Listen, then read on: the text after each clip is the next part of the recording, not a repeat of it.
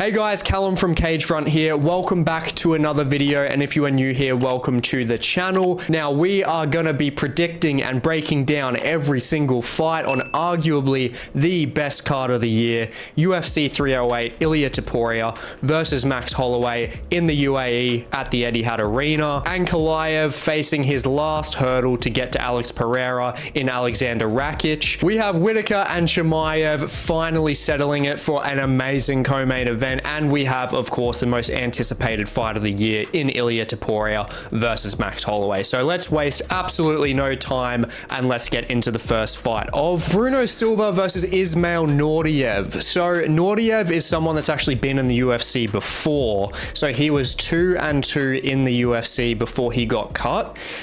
And since then, he's gone 4-3. So he lost to Sean Brady, who was probably the most notable fighter out of the fighters that he actually fought in the UFC in his first stint, which he was the favorite in that fight and was actually doing very well at the start. But it was the wrestling that really got the better of him. But when we look at Bruno in this matchup, Bruno has pretty much a non-existent ground game, and Ismael Naurdiev, honestly, KO power definitely there, very diverse, he's explosive as well, and he's got very nice jab, he's got good forward pressure and good elbows in the clinch as well. So he's very good short range, long range. He's pretty technical overall. And then Bruno, he's just getting older. He's getting a lot slower as well. And that ground game is a complete liability. Whereas when we look at Ismael Naurdiev, he's a bit more well-rounded. He's 6-2 with submissions. And looking at them fighting overall, I just don't really see a finish here unless it's really going to be for Bruno, because you look comparatively, you look at Shara Bullet, who we're going to talk about further up the card, and we look at Alex Pereira. Both of these guys fought Bruno and could not chin him. So Ismael is most likely 90% sure not going to chin this guy, because Bruno can buy back. He's got KO power himself, 20-0 with KOs, which does make it very tricky to call. But I'm liking Ismael Naurdiev a bit better when it comes to the feet, just the technical capabilities there and his ability to dictate the pace and find his own range and keep it at range. I think that is the most important part here. On top of Naurdiev, when it comes to the ground game, 75% success rate on his takedown attempts. Him with his double legs, very clean. You see that on the regional scene. That's definitely in part when it comes to his submission threat, that's how it got started. His double legs are very clean, safe entries. And Bruno with him slowing down, I mean, yes, he's got the power, but him slowing down considerably fight after fight and getting older, I'm more so inclined to go with Naurdiev here, and I think it's going to be his win by decision, to be honest. I think that he's just got a more complete game there. He's able to really fight at range well, and he's faster than Bruno. And look, Ismael Naurdiev, none of his fights except Sean Brady have impressed me, and he lost that fight. I mean, he literally just beat up someone's grandpa in his last fight and then got re-signed, and 4-3 is a bit iffy. But look, overall, I don't think he actually should have got cut in the first place. So this is a big redemption fight for him, and honestly, I think that he can get it done. I think Bruno will come out hot in the first round. I think he'll take that round with damage, but then I think Ismael Naurdiev will really start mixing in those takedowns, getting his striking going, and just outlanding him to a 29-28 decision. Moving up to Aslan versus Raffael Cerqueira. Now, literally just at the time of recording this has been popped on the feature prelim spot. So it's knocked Jeff Neal and RDA down one peg and put this one on there. Now, obviously, veteran standpoint, people are going to be hating this, but honestly, you're not really going to care when it comes to this actual fight taking place, because this has barn burner fight potential written all over it. In 25 fights, only one decision. And that's from Cerqueira, and he won that decision. So it's safe to say these guys are finishing machines, and I think we're borderline pretty much guaranteed a finish here. Aslan, when we look at him, he has some UFC tape, so you've probably seen him before, but if you haven't seen him already, I'll give you a bit of an analysis on him. He's basically, I mean, he's pretty straightforward. He's a KO machine. He's got absolutely no ground game. And he has pretty decent boxing and semi-decent takedown defense, but once he's on the ground, he's a sitting duck. I mean, he's been submitted once, and that's his one loss, which was to Andre Takali, which, granted, that was on the regional scene, but his last fight, he avenged his loss against Takali, knocked him out, and got him cut. So Aslan, without a doubt, has not only the momentum, but he has the confidence after avenging that last loss. So that is something to consider emotionally and mentally going into this fight. Now, we haven't seen him get finished on the feet so far, and that's because he does have a very good chin, but he does rely heavily on that chin. He has very poor head movement, and the head movement isn't even the worst part. This guy has a very bad gas tank. It's a very big issue without a doubt. Now, moving into the second and third round, if he's going against bigger kind of sluggers, then I don't think he has much of an issue there because he can match that poor gas tank. But Raffael Cerqueira, this guy is a bit unknown. He's a bit unknown. Obviously, he's only fought on the regional scene, but he is an undefeated fighter coming through the Brazilian regional scene. He's #1 in the light heavyweight ranks in the regional scene. He is very light on the feet. Very light on the feet.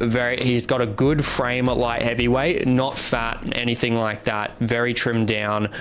And honestly, this guy is very technical. He says southpaw, as you can see on the screen, which is just a normal statistic that the UFC's placed. But honestly, watching his fights, he's more of an actual just complete switch stance fighter. He loves consistently switching his stances to then use teeps, use leg kicks, whether it's inside or outside leg kicks, and just really utilize his range in general. And he's just much lighter on the feet than Aslan is. And not only that, he's a lot more dynamic. I mean, on the regional scene, he cooked a guy named Ivanilson Diaz by a spinning elbow that was just so clean, just sat him on his ass. And the whole time in that fight, Cerqueira wasn't throwing pretty much anything. He was just waiting, just timing. He's very calm, very composed. He doesn't fold under pressure. And yes, this is his UFC debut, but trust me, he will not fold under this pressure. And he just has that versatile game, which Aslan has never dealt with before. Cerqueira loves his spinny shit. I mean, he's got the spinning elbows. He loves the spinning heel kicks to the body, which has dropped a few opponents on the regional scene that he has fought. And Ibo Aslan, the cardio issue in combination with spinning heel kicks to the body, not liking that at all. And Cerqueira, with the fight IQ he has, he is not going to be missing that, and he is going to be targeting that all through that first round. And I think Cerqueira, honestly, I think with that striking, actually, he has as well. He's just a bit of a laser in combination with Ibo Aslan's poor head movement. I think this is a bit of a almost borderline match made in heaven for Cerqueira, to be honest. I mean, he's only just the favorite. It's basically a pick 'em in this fight, which is understandable because Ibo Aslan technically has fought overall the better competition, but I'm very confident in Cerqueira. If Cerqueira can make sure that he doesn't get in boxing range, because that's when Aslan can decapitate him pretty much anyone, let alone him. He can take out anyone. So Cerqueira needs to make sure that he isn't in that range. But the thing is, for him, he's got good distance management. He loves the kicking range. And honestly, I think first round, Cerqueira is going to absolutely annihilate Aslan's body. He is going to use teeps, he's going to use heel kicks, he's going to use roundhouse kicks, all to the body. And then once Aslan gets through that first round and he is dying on the stool, they get into the second round. Cerqueira goes from downstairs, I think he goes straight upstairs with a knee as Aslan comes in. I think he drops him, and then I think he KOs him on the ground and pound in the second round, absolutely finishes him.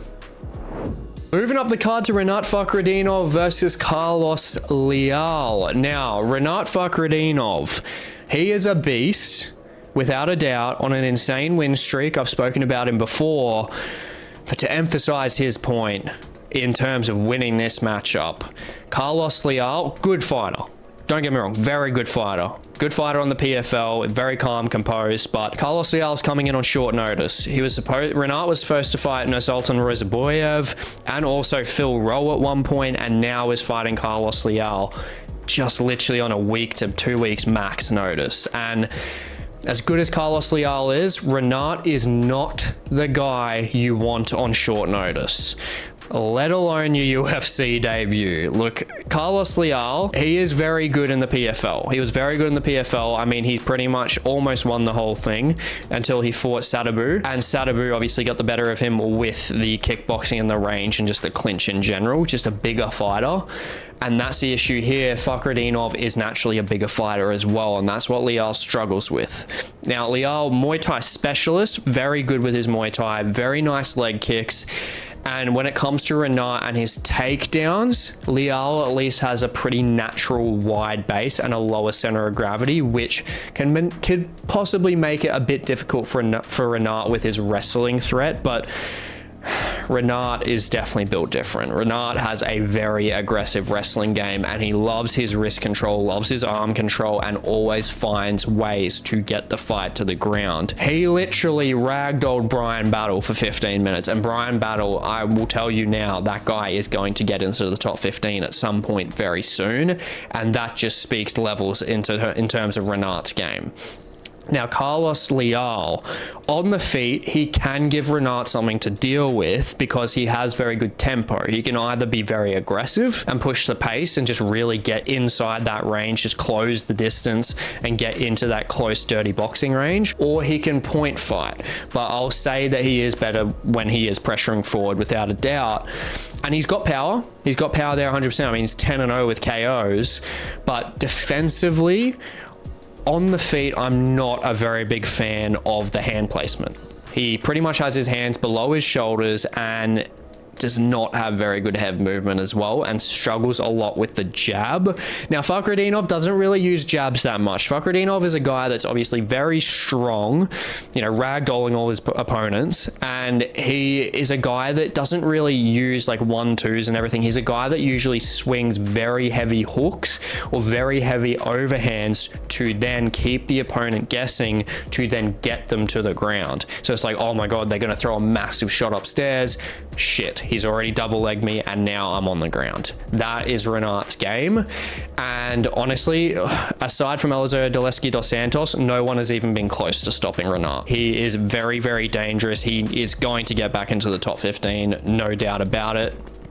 And Leal, he is a good fighter. I think he will make some waves in the UFC, but not in this fight. I don't see that. Now, Leal being defensively sound, not only on the feet, but he is defensively sound on the ground. He's very calm and composed. But Rinat mixing those heavy strikes and getting those takedowns, which I'm very confident he will be able to. I think he's going to get this done by a decision here. And look, Leal, he hasn't been finished in 10 years, so I'm more so definitely confident that this is going to be Fakhretdinov's fight on control time.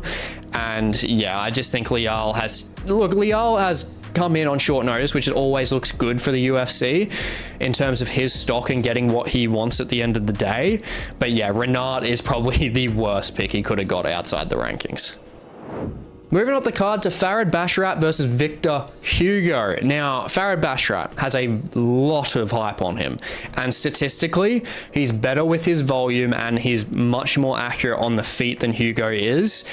And obviously, the elephant in the room, his takedown success. His takedown game, his control-based game is literally what has got him where he is now. At 12-0, you know, obviously has more submissions on his record and everything like that. He's just a very dominant control-based fighter. And Victor Hugo, he's clearly a finisher. 17 out of 25 of his wins are finishes. I just don't think he has what it takes to deal with Basharat's pressure. Look, Hugo is aggressive, like overall when it comes to finishing, especially with the submission threat, more aggressive than Basharat, because Basharat is obviously position over submission. Hugo is more submission over position. So it's very contrast in styles there, but when you're not as dominant a wrestler as your opposition, the submission over position is going to get you in a lot of trouble unless you have a Hail Mary, and that Hail Mary is just not going to hit for Victor Hugo. Like, Victor Hugo is very dangerous with like heel hooks and arm bars, which Basharat has to obviously look out for, but Basharat, he's just so cerebral in his approach when he's on the ground. He's so good at staying defensive, just staying on the defensive when the opponent is pressing, whether it's from their back, whether it's on top, whether it's anywhere on the feet.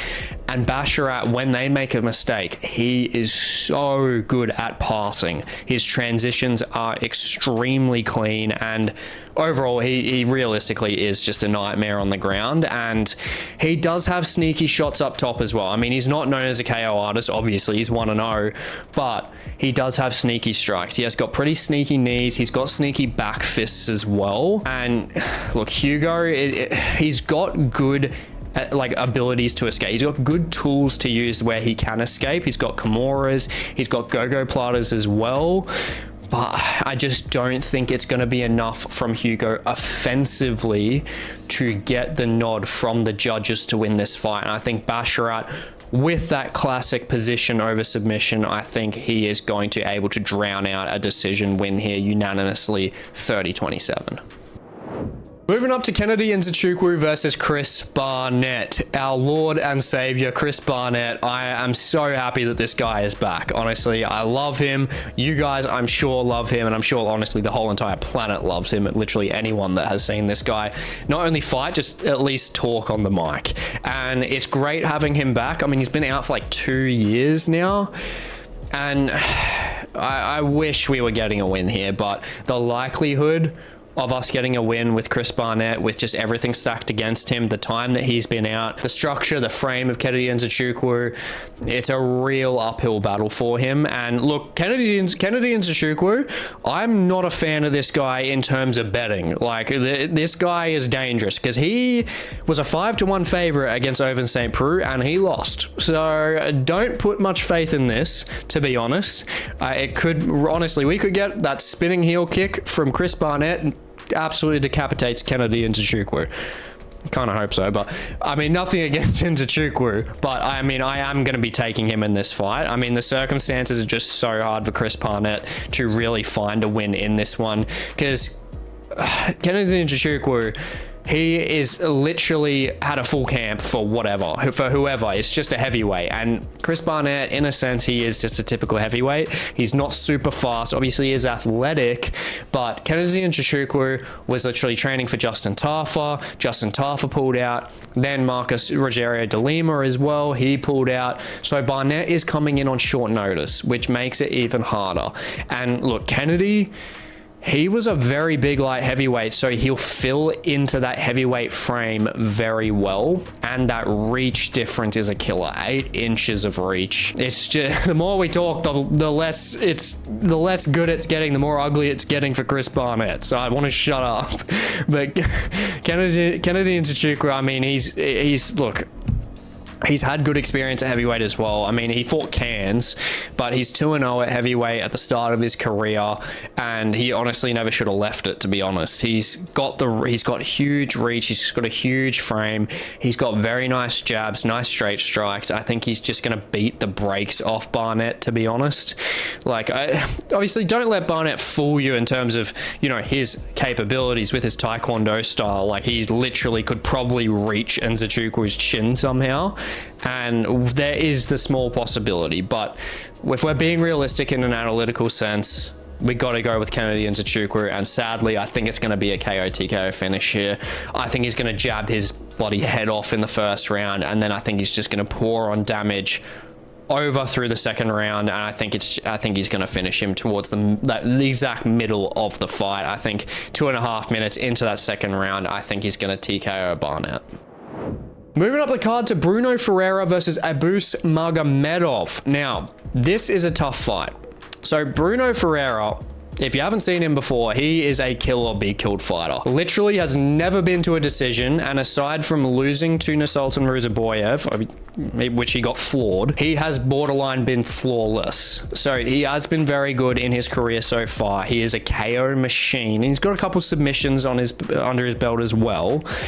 But then we look at Abus Magomedov. I mean, he's got a lot of experience, notoriously bad gas tank, without a doubt. But it did improve in his last fight against Wally Alves. He's looked a lot more composed since.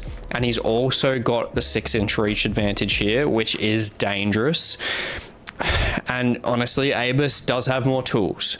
He's got a decent ground game on him, and he's very fast with his strikes, faster than Bruno Ferreira overall. Bruno Ferreira is very explosive, so it's very much power versus speed, because if these guys get into an exchange, I think Ferreira is going to take Magomed's head off, but it's whether Magomedov is going to allow that to happen. That's going to be the interesting point here.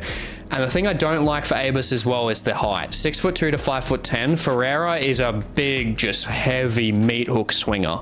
And fighters like that are shorter do have a bit of a magnet when it comes to the chin of taller fighters. So it is the power versus the speed. So it's very tricky. I can see the odds here why they're fairly close. I think they should be a bit closer. And look, even though Abus's cardio has improved, which we saw in the Alves fight, I just think over 15 minutes, I just don't think it's going to be enough to hold off that freight train. Bruno, honestly, I know it's going on the KO threat in contrast to the bloody technical capabilities of Abus Magomedov, which you usually shouldn't do. But Bruno, honestly, this guy he's not only like explosive when it comes to his power, he does have a submission threat there as well. So it can mean that Abus might stay on the feet a little longer than he should, because Bruno can submit on the ground. And I just think through the 3 rounds, I think that there is a very high likelihood Bruno Ferreira is going to be able to back Magomedov up and KO him, because honestly, Bruno's got better cardio than Abus does, realistically. And if these guys, even at the same level of cardio, if Abus is drowning out towards the second and the third, and they get into a sloppy exchange, boom, Abus, you're done. You're knocked out. Bruno will take him out. And honestly, I think through 15 minutes, I got a ride on that finish from Bruno Ferreira. Moving up the card to Mateusz Rebecki versus Myktybek Aralbai. Now this, definitely not an easy fight to call. This is a very tricky fight because look, there's going to be a lot of like anti-recency bias floating around, because obviously Rebecki's last performance was not great for him, and it's going to have him very much overlooked. And he is a pretty heavy underdog in this fight. But you also can't forget, Rebecki had only lost 1 fight before this, and he was tearing people up.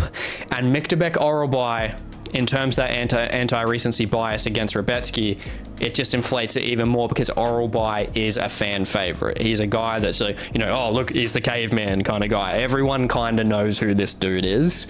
And that just inflates those odds even more. And look, I think when we get into it analytically and stylistically, Rebecki is very compact, very aggressive, and has very clean boxing to go along with it, and very nice feints to close the distance, because he has a minuscule bloody reach for lightweight, 66 inches, which is definitely going to play an issue against Aralbai, who has an 8-inch reach advantage.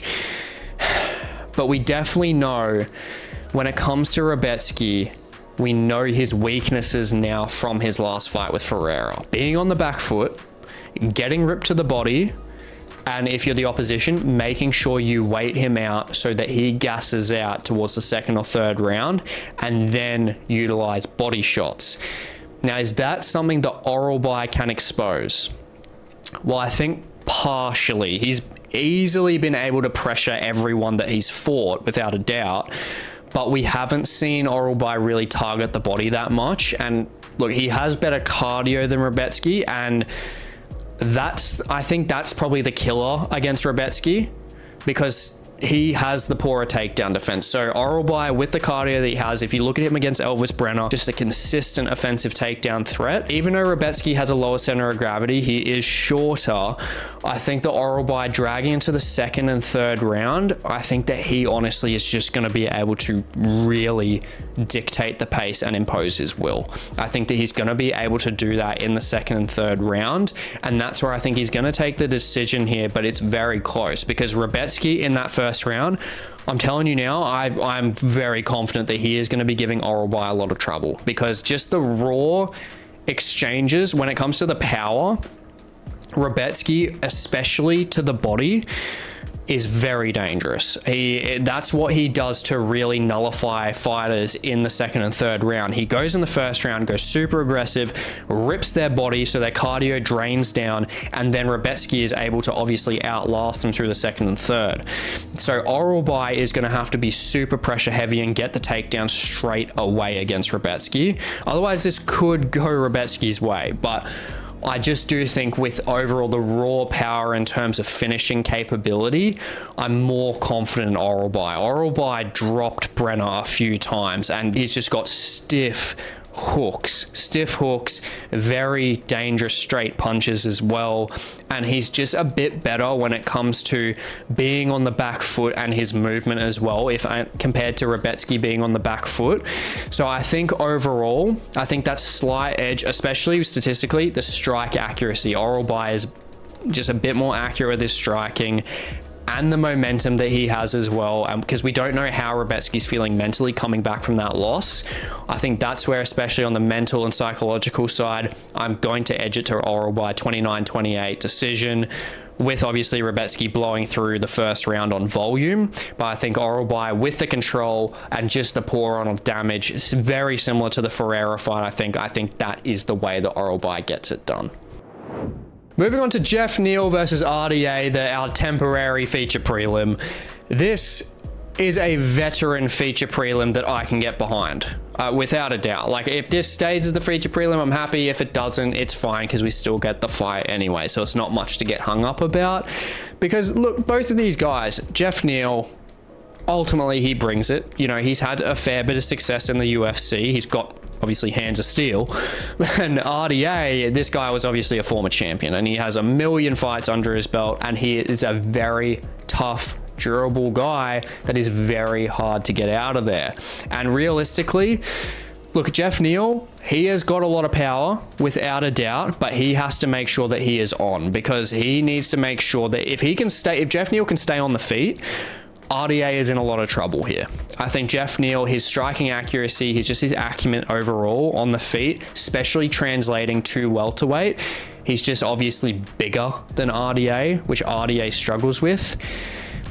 And looking at RDA's last 5 fights, you gotta remember, this guy's 40 years old.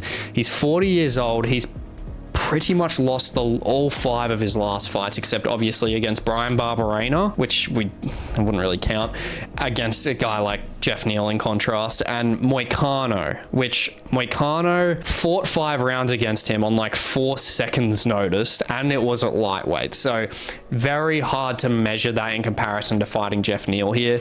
And I just think it really plays into the fact that RDA is on his way out.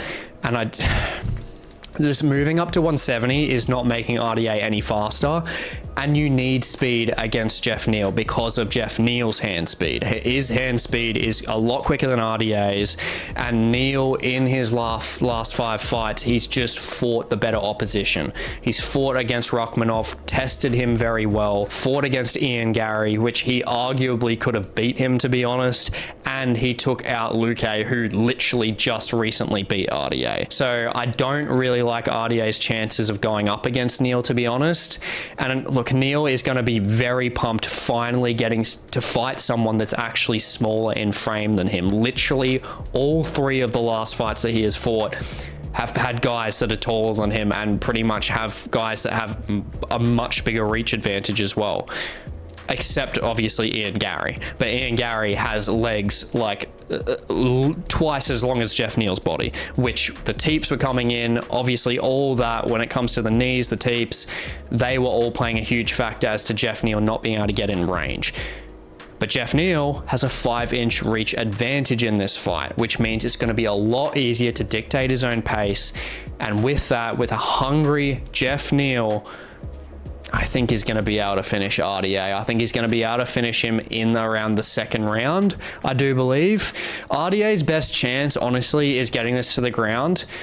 But Jeff Neal has a 90% takedown defense, and I'm just not liking the explosive capabilities of a 40-year-old RDA, to be honest. And he's got to get a Hail Mary knockout against Jeff Neal while Jeff Neal's that chin's fresh and cold.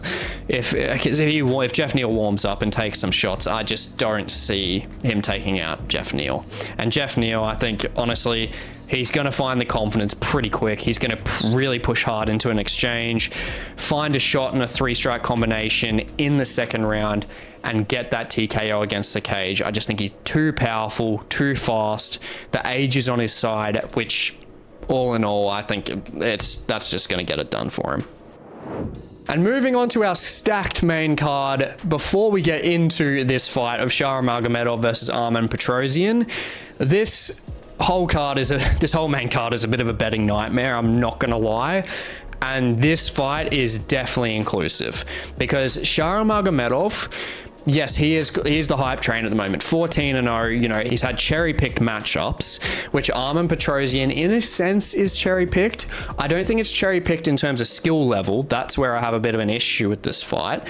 But it's cherry-picked in terms of, obviously, stylistically. Armen Petrosyan is a clean kickboxer. They want someone that doesn't have a, you know, accredited ground game against Magomedov, because they want him to just really style out, have that kickboxing performance, that versatile Muay Thai that he does show, and that is very entertaining. And from a business perspective, it's completely understandable. Now, both of these guys land at a very high clip. Both land over 5 strikes per minute. But I will say, Armen is, without a doubt, Bullet's toughest test. Without a doubt on the feet so far. But it's also the fact that he is cherry-picked because he pretty much has no ground game. Honestly, the takedown threat from Armen is there. It is there. But is he going to be able to do something with it? No, unless he can control Shara, but Shara is extremely active off his back. So he's going to land damage from the back. And I just think that cancels out that kind of avenue for Armen, realistically, unless he gets it towards the end of the 3rd round to really secure a win. But Armen, honestly, I think the odds should be closer, to be honest. I think a lot of people just, to be honest, a lot of casual inflow money is just going to come through for Shara, without a doubt, because a lot of people just know this guy. You just look at him, whether you like the UFC or not, and you're like, if you're a sports bettor, you're like, yep, I'll bet on that guy. I've seen him before. Whereas Armen Petrosyan, no one knows who the hell this guy is. Now, he's a very clean kickboxer, loves 2-piece combinations with leg strikes in there, very similar to kind of Robert Whittaker. He flings the leg strikes to the legs, to the body, to the head. He really mixes things up well. And he's fought much better opposition than Magomedov has, without a doubt. He fought a very versatile striker in Christian Leroy Duncan, who was undefeated at the time, and he beat him. So I don't really see this kind of stylistic matchup, to an extent, being a completely new kind of fighter to Armen Petrosyan. He's kind of seen a few things that Magomedov can bring. He's fought guys that can do spinning back kicks. He's fought guys that have Muay Thai bases as well. So don't count out Armen Petrosyan there.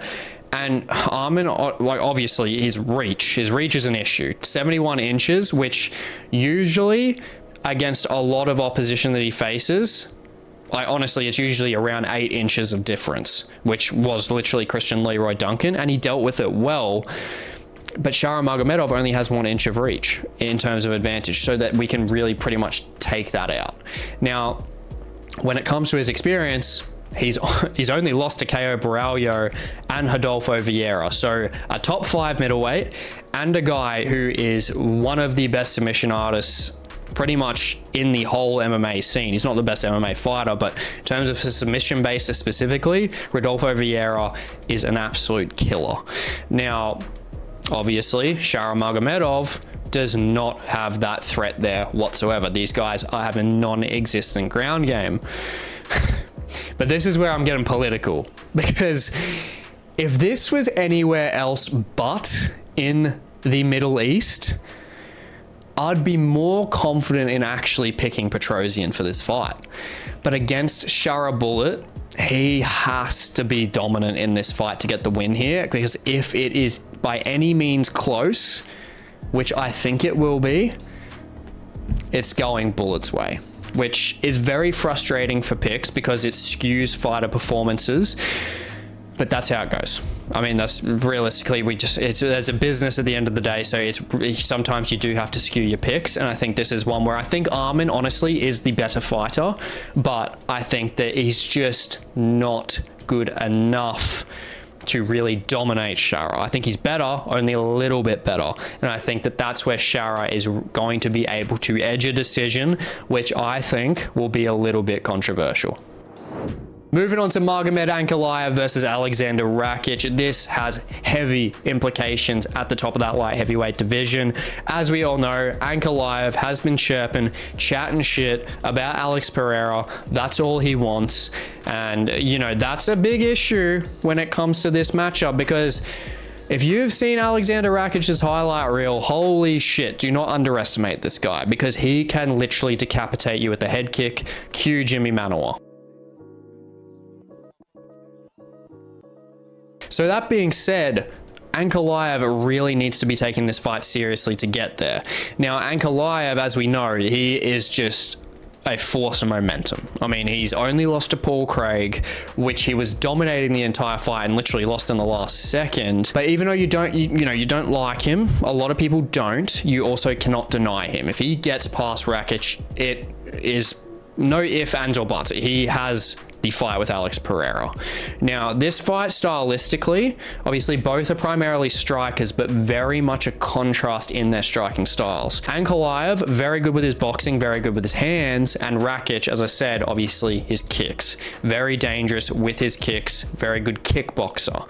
Now, Rakic, his best opportunity to get something out of this fight is maintaining consistent lateral movement on the outside while chopping down Ankalaev's legs.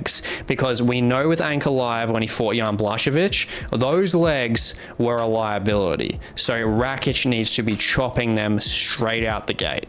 And if he can succeed in that first round, he can definitely actually take this fight. So he really needs to emphasize that game plan.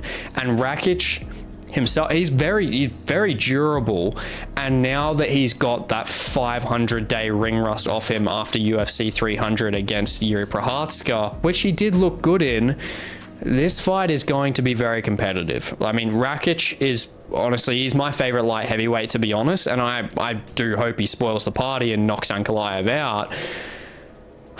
But honestly, I don't see Ankalaev losing this fight. I think there's too much momentum, too clean a boxing. I mean, he's the boogeyman of that division outside of obviously Alex Pereira as well. For a good reason, he pretty much takes out absolutely everyone he fights. And Ankalaev, I think he's got the ability to close the distance safely and keep this fight in boxing range, and also mix in takedowns, which I don't know if he really will be able to get it. Rakic, obviously, legs are very long, and he has a very, very good takedown defense as well. So the likelihood of Ankalaev getting this to the ground is going to be pretty rare unless he hurts Rakic. Now, can he? Definitely a strong possibility. And Rakic's durability, Ankalaev's durability, there's a lot there. Very easily could be a finish.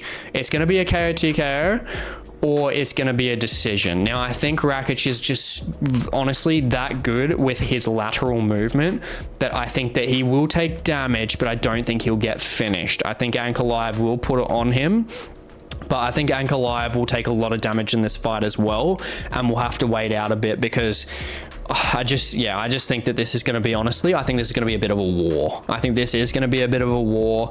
I think just the boxing against the kickboxing, whoever gets, their pace set, whoever gets their stance set as well, is realistically just going to be taking this. But I think just with the momentum, the cleaner boxing, I think that Ankalaev is going to steal this one. I think it's going to honestly be a 29-28, could possibly even be a split decision. It's very hard to say. It just depends who gets their style of fight off first. But I just think that that's going to be Ankalaev in this one. Obviously, Ankalaev, do not underestimate Rakic, because he is much tougher of a test than he thinks. I think that he thinks at the moment, and that could get his lights shut out without a doubt. Hopefully. But I ultimately think that Ankalaev will be able to get this one done, and hopefully not by KOTK. I don't want to see that for Rakic. Hopefully just by like a very competitive split decision. Moving up the card, Lerone Murphy, undefeated, versus Dan 50K Ige, the 4-hour short notice dog. I am keen for this fight, and it's another very, very tough fight to pick because ultimately, Dan Ige, we all know this guy is an immovable object, and he's going against Lerone Murphy, who is an unstoppable force. So obviously, Ige has never been finished and has fought finishing freaks. I mean, he's fought Josh Emmett and he's fought Diego Lopez, as we said, on 4 hours notice, and they couldn't finish him. And Lerone, he's not going to be the one to do it either. But what Lerone does, which is going to be key to the win in this fight, is just having the volume and the accuracy advantage. He's got the momentum on his side, and most importantly, he's got the speed. And the problem for Ige is the fighters that he fights that he loses to either out-grapple him or are faster and more technical than him, which Lerone ticks the latter box. He is just very fast, very technical on the feet, and he has very good defensive grappling to really cancel out Ige's control on the ground. And look, I'll say if they do trade, which isn't Lerone's style, so I'm not really taking this into account, but if they do, I would definitely be concerned for Lerone's chin over Ige's, of course. And I think, honestly, I think Lerone Murphy's chin is a little bit secretly suspect because he's been tagged a few times in his career, notably against Barboza, and his reaction was a little bit off. He got a little bit of a stanky leg. Now, if Ige is doing that in the pocket against him compared to any of those others, not good. Not good. I think he could take Murphy out. But at the end of the day, there is a reason why Lerone is undefeated, because he's calm, he's composed, he's accurate, he's got very, very good movement, and he's got the cardio as well. So he's very much put together in that sense on the feet. And I believe that he's going to put that striking clinic together to just edge a decision win. I think it'll be 29-28. I think Ige will have a second round sway. I think he'll make it. I think after seeing the first round where Lerone's just getting away with the volume, I think that's when Dan Ige is going to really make it dirty, get some real heavy shots on him, and then, you know, just fire blast doubles to try and get Murphy down, which I think he'll succeed at some points. I think he'll be able to get Murphy down and possibly win the round on control. But then I think Lerone going into that third round, I think he'll readjust, make sure that takedown defense is on point, and just outland Ige to a decision win here. Honestly, probably going to be a split decision.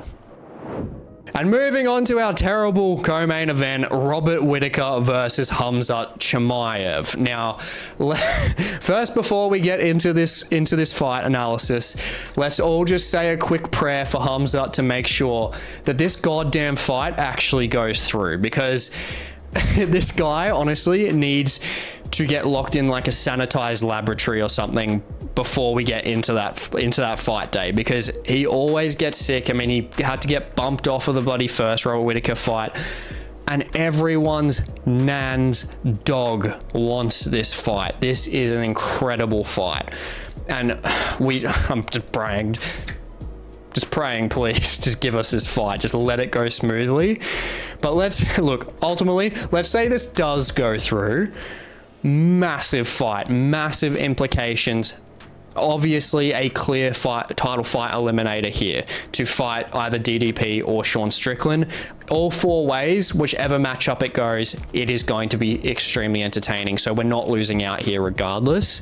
Now, the first round of this fight will answer pretty much all of our questions realistically, because Khamzat is one of the most, if not the most, dangerous first round fighter pretty much in all of MMA. I mean, you look at his last fight against Kamaru Usman, granted it was on short notice, but he took down Usman 4 times, and Usman has only ever been taken down 5 times, which the other one was against Leon Edwards, in his whole entire career. So if Khamzat wants to get this to the ground, I think he can get it to the ground. Now, can he get Whittaker there? Yes, I think he can. Now, can he finish Whittaker? I think potentially. But what has Whittaker also done this year?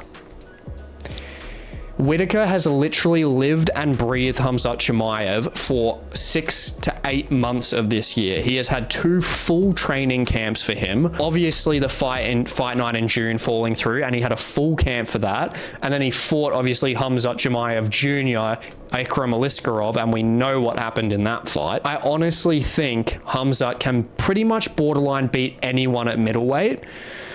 But beating a 4 to 6 to 8 month training camp driven Robert Whittaker designed just to take you out, I think that this is a very uphill battle for Khamzat Chimaev. And if it reaches the 3rd round, I think Khamzat better become Spider-Man, because that's a wall that he is going to have to climb up to really get this done from what we have seen. And we all know that his cardio is severely suspect, and why on earth he agreed to 5 rounds, I have absolutely no idea. If you didn't already know, this is a 5-round co-main event, which is insane. But if he can somehow show form in those championship rounds, which I don't know how he's going to, but if Khamzat Chimaev makes it to the 4th or 5th and just looks consistently good with his cardio, he is going to be an absolute nightmare for absolutely everyone, including Dricus du Plessis, because that's the one thing that Chimaev is just really lacking. Obviously, technical striking to a certain degree, and the cardio. If he has both of those in check, he is a fucking nightmare. But I think COVID has just completely cooked him. COVID has completely destroyed his lungs, which I think, honestly, as sad as it is, I think it's cooked it to the point of no return, which is really sad. And Khamzat Chimaev is obviously a fantastic talent, but going against Robert Whittaker, who is an absolute striking nightmare for Khamzat, as he's the first opponent who he's had to fight, who has not only incredible takedown defense, yes, obviously Usman does as well, but Whittaker is the only one that has a very, very clean, tight, bladed striking stance that he can utilize to attack Khamzat from range, which Usman couldn't. Now, Whittaker having that with a 4 to 6 to 8 training camp for Khamzat, it's a nightmare. I mean, Khamzat can outwork Whittaker on the ground without a doubt. And look, if it comes to the 1st round, Chimaev gets him there. Whittaker needs to just go into full survival mode. He just needs to survive. Don't try, just defend all the submissions, defend the shots that Chimaev is loading on you. If he can do that, then there's if Chimaev can't get him out of there, I think it's done. And look, if this was 3 rounds, it would make it a lot harder for me to choose. But with those extra 10 minutes, that extra 10 minutes of opportunity is given for Whittaker to get the KO TKO finish here, which I strongly believe is going to happen in the 3rd or 4th round. Now, that being said, Whittaker, he cannot get overconfident, because yes, Khamzat doesn't have all the tools on the feet, but he's got one-hit KO power. I mean, we know that from him killing Ikram Aliskerov and GM3 as well. But the level Whittaker brings is just one that is way too much for Khamzat, and he's going to be able to get this done later on in the fight as long as he survives. Moving on to the main event, Ilia Topuria versus Max Holloway. I mean, an absolute dream matchup. We could have had Whittaker versus Khamzat for the main event, and honestly, I would be completely content. I'm sure no one else would really complain, because this card is just really showing how stacked this card is and how fantastic oil money is. Because this, honestly, this is neck and neck with UFC 300. It's very, very close to see which is the fight card of the year, without a doubt. But getting to top this off with Ilia having, the potential to become fighter of the year if he finishes Holloway, and then Holloway on the other side, possibly getting his belt back against someone who borderline has pretty much no holes in his game and took out the featherweight GOAT Volkanovski in 2 rounds. Speaking of taking out Volk, which makes me cry every time I have ever woken up since UFC 298, it's absolute hell. And I know a lot of you guys are with me. MMA math doesn't always math. That's what I want to get at. Ilia beats Volk, who beats Max 3 times, automatically means that Holloway just gets beaten by Ilia.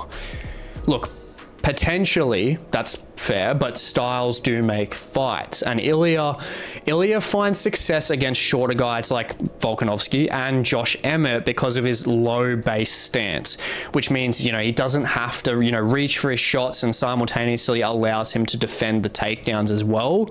And as you've seen with his striking, he pulls out very clean 3 to 4 punch combinations. And with that stance, it allows him to target that chin very easily, and also allows him to shoot for takedowns straight off the combinations pretty much instantly as well. So he's a threat low and he's a threat high whenever he's coming forward. Whereas when he fought, you know, Jai Herbert, he took risks because to connect with that chin, he almost got his head cut off by Jai Herbert because he had to reach because of that stature, because Jai Herbert is over 6 foot. Now, Max Holloway, it is said that he's 5'11", obviously statistically, but there have been fighters that have said that he looks like he's above 6 foot. Now, in stature, what I just said completely relates to Max because he is the taller fighter, but compared to Jai Herbert, he has a night and day better movement. And the movement of Max is going to be an issue because Max is insanely good at putting explosive linear movements and L-step lateral movements together while switching stances constantly to succeed in putting his combinations together. He just puts them together so cleanly and constantly having to make his opponents readjust every single time. That's why he has so much success over 5 rounds, because he's simultaneously just doing circle work around them, going in and out, L-stepping out to avoid a lot of their power punches. Because if he is L-stepping out, that means that their overhand is further away. Their power hand, their overhand is further away from Holloway, because Holloway is circling out to the orthodox jab side. So that means that with Ilia, I mean, Ilia can switch stances, but he is naturally orthodox. So that's where Max Holloway's movement, his L-step, is really going to come into play in this fight. Now, he obviously needs to make sure that he can consistently use this for 5 rounds, because he has been able to find success with it against absolutely everyone except Volkanovski, because Volkanovski is pretty much the only one that I have seen that has better footwork than Max Holloway when it comes to the striking, at least in that division anyway, and pretty close to the whole of the UFC. And then when we look at Ilia, overall, in terms of what he has, get out the book. Greco-Roman wrestling, very good Greco-Roman base, which he started off with as a kid. Then he moved to BJJ. He's got his BJJ black belt. And do we really need to talk about his boxing? He's got beautiful boxing, amazing 3 to 4 strike combinations. He mixes his shots together so well, and he moves out linearly with a Philly shell pretty much every time, which is very, very good for him defensively in terms of avoiding a lot of heavy shots when he goes in and really commits with those 3 to 4 strike combinations. Because usually a lot of fighters that are committing with that many strikes in one sequence are leaving themselves open. But once he gets to that 3rd or 4th shot, he's straight Philly shell. He's got his shoulder straight over the top of his chin every time he exits. So that's where, in terms of Ilia pressuring Max against the cage, that's Ilia's best chance without a doubt. Because if Max gets trapped, we could easily see another Volkanovski scenario here. I think Ilia trapping anyone against the cage, anyone is in severe danger, no matter how good their chin is. And Ilia's got in front of him the best chin in the UFC. So it's really going to be the ultimate test of Holloway's chin versus Ilia's power. Now, Ilia, when it comes to obviously that striking sequence, he's got low risk and he's got the high reward there, because his striking is just so accurate. His combinations are just on lock. And when it comes to those combinations, the body shots, he just mixes them so well. And if he can really start ripping Max in the early rounds, he's going to be able to take Max out for sure.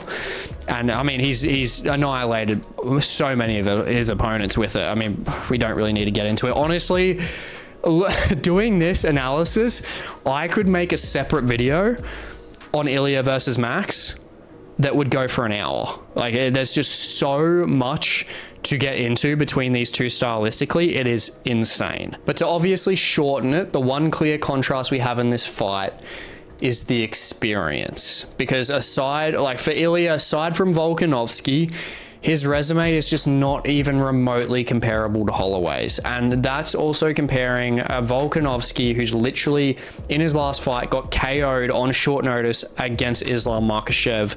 If Volk went into that fight without that KO happening, I think it could have honestly been a different story.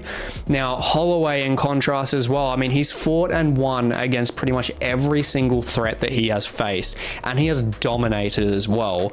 And the only ones that he hasn't beaten, obviously Conor McGregor a bajillion years ago, Dustin Poirier, and of course, obviously Alexander Volkanovski. But people also forget that Holloway is only 32 years old. Yes, he's been in the UFC for a million years, but the guy is literally in his prime. He is in his prime age range. He is literally displaying that is so. And look, they're not even that far apart in age. So I don't know what Ilia's talking about in terms of him being the new era and everything. Maybe in another 3 years, yeah, but not now. Holloway is still in that prime. Now, Ilia, great fight against Josh Emmett. Great performance. 50-42'd the guy. And that translation, I mean, look, if he's beating Emmett like that and absolutely making a mess of his face, he can without a doubt at least catch Holloway. And honestly, I think that he will be the first to drop Holloway, even though Gaethje did drop him at UFC 300. But statistically, it wasn't recorded as... I don't know why. ESPN just didn't record it. It was a knockdown, but it wasn't recorded. So statistically, this will be the first time that Holloway will be knocked down. I'm pretty confident in this. And speaking of Gaethje, Holloway looked ridiculous against Justin Gaethje. I mean, he had amazing striking in that matchup, and most importantly, the spinning back kicks. I say that because Ilia Topuria, with that low base that he finds so much success with, it can be an issue against Max Holloway with how high he gets that heel.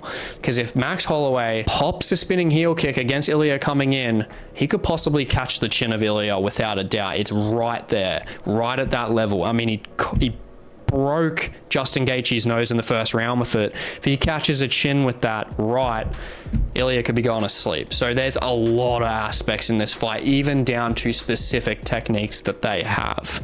Now, Holloway, he needs the grappling and BJJ defense to be on lock in this fight, because obviously the offense of Ilia Topuria is where honestly he could find the most success in this fight, not even the striking.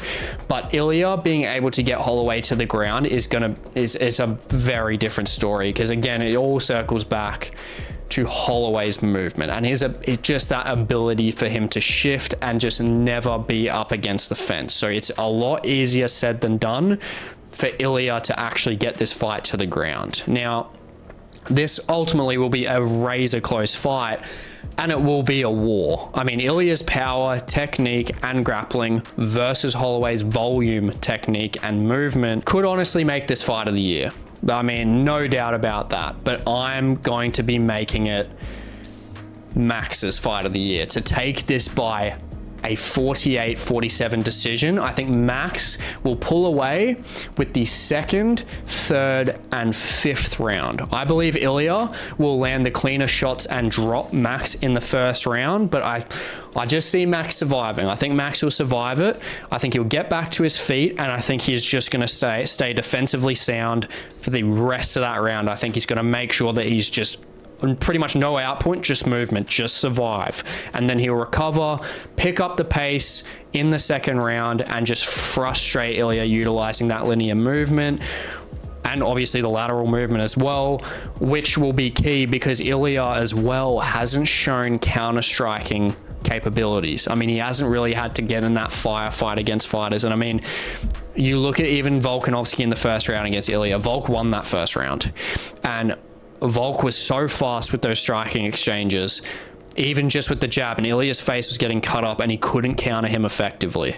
So Max Holloway doing that, who is arguably faster than Volkanovski once he starts teeing off, I think that Ilia is going to find some trouble in the second or third round when it comes to those counter-striking opportunities, because Ilia is normally the aggressor in fights, and that's where there is a little hole in that game on the feet.